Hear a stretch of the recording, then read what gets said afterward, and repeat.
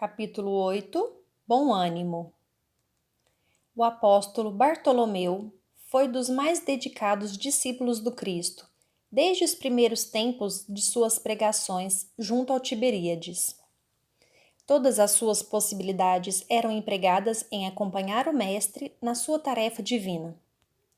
Entretanto, Bartolomeu era triste e, vezes inúmeras, o Senhor o surpreendia em meditações profundas e dolorosas. Foi talvez por isso que, uma noite, enquanto Simão Pedro e sua família se entregavam a inadiáveis afazeres domésticos, Jesus aproveitou alguns instantes para lhe falar mais demoradamente ao coração.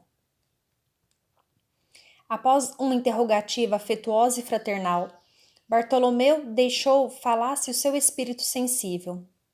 Mestre, exclamou timidamente, não saberia nunca explicar-vos o porquê de minhas tristezas amargurosas. Só sei dizer que o vosso evangelho me enche de esperanças para o reino de luz que nos espera os corações, além nas alturas. Quando esclarecestes que o vosso reino não é deste mundo, experimentei uma nova coragem para atravessar as misérias do caminho da terra, pois aqui o selo do mal parece obscurecer as coisas mais puras. Por toda parte é o triunfo do crime, o jogo das ambições, a colheita dos desenganos. A voz do apóstolo se tornara quase abafada pelas lágrimas. Todavia Jesus fitou-o brandamente e lhe falou com serenidade. A nossa doutrina, entretanto, é a do Evangelho ou da Boa Nova. E já viste, Bartolomeu, uma boa notícia não produzir alegria? Fazes bem conservando a tua esperança em face dos novos ensinamentos. Mas não quero senão acender o bom ânimo no espírito dos meus discípulos. Se já tive ocasião de ensinar que o meu reino ainda não é deste mundo, isso não quer dizer que eu desdenhe o trabalho de estendê-lo um dia aos corações que mourejam na terra. Achas então que eu teria vindo a este mundo sem essa certeza confortadora? O Evangelho terá de florescer primeiramente na alma das criaturas, antes de frutificar para o espírito dos povos. Mas venho de meu Pai, cheio de fortaleza e confiança, e a minha mensagem há de proporcionar grande júbilo a quantos a receberem de coração. Depois de uma pausa em que o discípulo o contemplava silencioso, o mestre continuou. A vida terrestre é uma estrada prodigiosa que conduz aos braços amorosos de Deus. O trabalho é a marcha. A luta comum é a caminhada de cada dia. Os instantes deliciosos da manhã e as horas noturnas de serenidade são os pontos de repouso. Mas ouve-me bem. Na atividade ou no descanso físico, a oportunidade de uma hora, de uma leve ação, de uma palavra humilde é o convite de nosso Pai, para que semeemos as suas bênçãos sacrossantas. Em geral, os homens abusam desse ensejo precioso para anteporem a sua vontade imperfeita aos desígnios superiores, perturbando a própria marcha. Daí resultam as jornadas mais ásperas, a colheita dos espinhos, as paradas obrigatórias para a retificação das faltas cometidas, os infrutíferos labores. Em vista dessas razões, observamos que os viajores da terra estão sempre desalentados. Na obcecação de sua vontade própria, ferem a fronte nas pedras da estrada, cerram os ouvidos à realidade espiritual.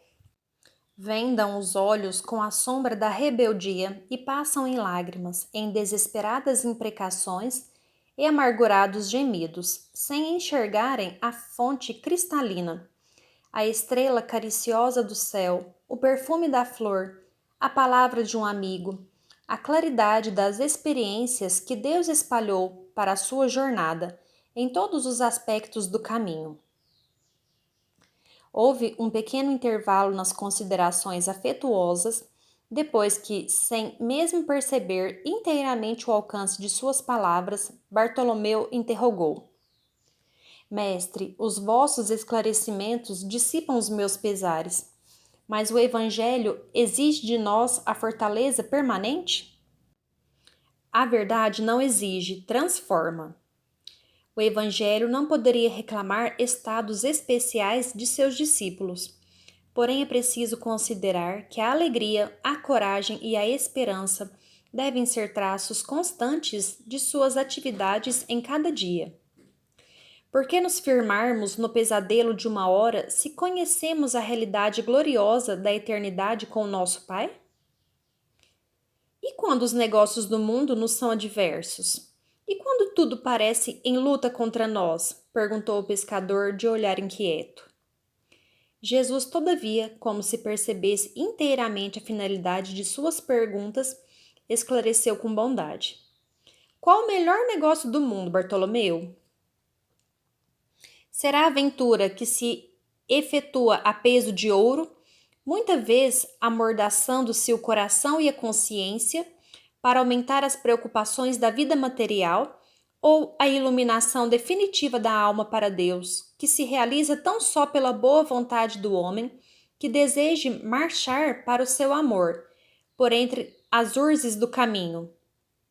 Não será a diversidade nos negócios do mundo um convite amigo para a criatura semear com mais amor?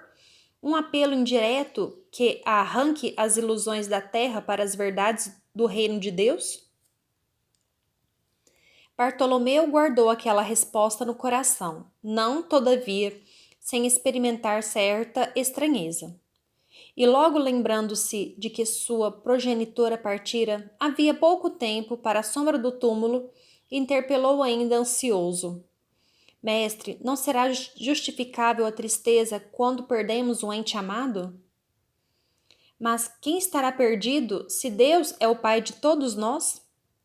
Se os que estão sepultados no lodo dos crimes hão de vislumbrar um dia a alvorada da redenção, por que lamentarmos em desespero o amigo que partiu ao chamado do Todo-Poderoso? A morte do corpo abre as portas de um mundo novo para a alma. Ninguém fica verdadeiramente órfão sobre a terra, como nenhum ser está abandonado, porque tudo é de Deus e todos somos seus filhos. Eis porque todo discípulo do Evangelho tem de ser um semeador de paz e de alegria. Jesus entrou em silêncio, como se houvera terminado a sua exposição judiciosa e serena. E pois que a hora já ia adiantada, Bartolomeu se despediu.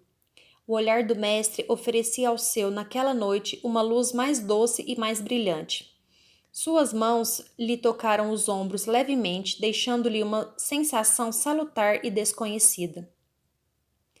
Embora nascido em Caná, da Galileia, Bartolomeu residia então em Dalmanuta, para onde se dirigiu meditando gravemente nas lições que havia recebido. A noite pareceu-lhe formosa como nunca. No alto, as estrelas se lhe afiguravam as luzes gloriosas do palácio de Deus, à espera das suas criaturas, com hinos de alegria. As águas do Genezaré, aos seus olhos, estavam mais plácidas e felizes. Os ventos brandos lhe sussurravam ao entendimento cariciosas inspirações, como um correio delicado que chegasse do céu. Bartolomeu começou a recordar as razões de suas tristezas intraduzíveis, mas com surpresa não mais as encontrou no campo do coração. Lembrava-se de haver perdido a afetuosa progenitora. Refletiu, porém, com mais amplitude quanto aos desígnios da providência divina. Deus não lhe era pai e mãe nos céus? Recordou os contratempos da vida e ponderou que seus irmãos, pelo sangue, o aborreciam e caluniavam. Entretanto, Jesus não lhe era um irmão generoso e sincero? Passou em revista os insucessos materiais. Contudo, que eram as suas pescarias ou a avareza dos negociantes de Betsaida e de Cafarnaum, comparados à luz do reino de Deus que ele trabalhava por edificar no coração? Chegou a casa pela madrugada. Ao longe, os primeiros clarões do sol lhe pareciam mensageiros do conforto celestial.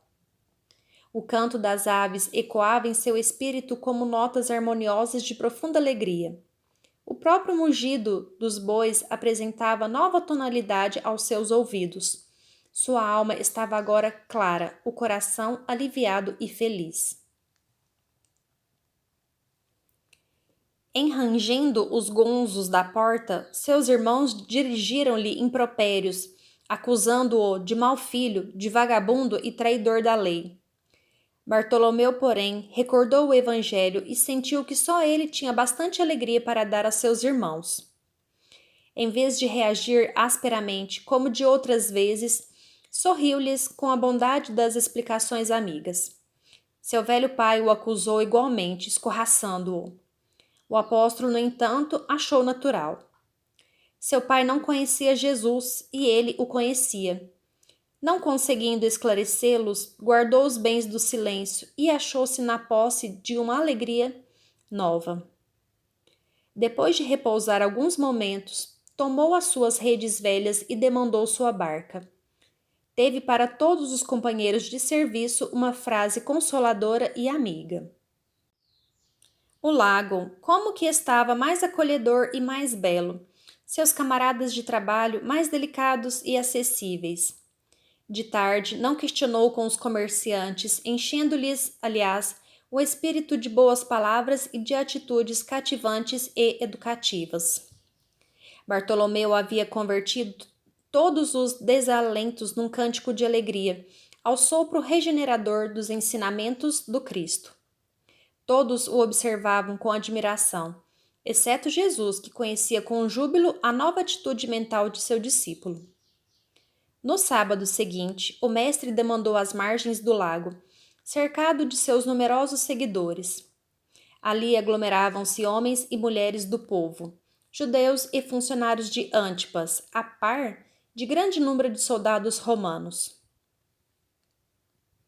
Jesus começou a pregar a boa nova e, a certa altura, contou, conforme a narrativa de Mateus, que o reino dos céus é semelhante a um tesouro que, oculto num campo, foi achado e escondido por um homem que, movido de gozo, vendeu tudo o que possuía e comprou aquele campo.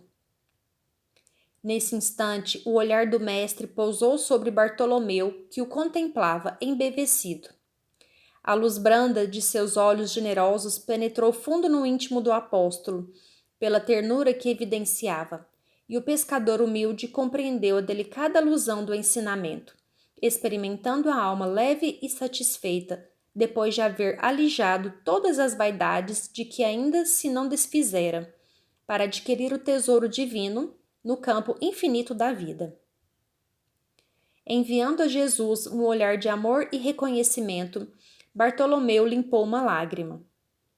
Era a primeira vez que chorava de alegria.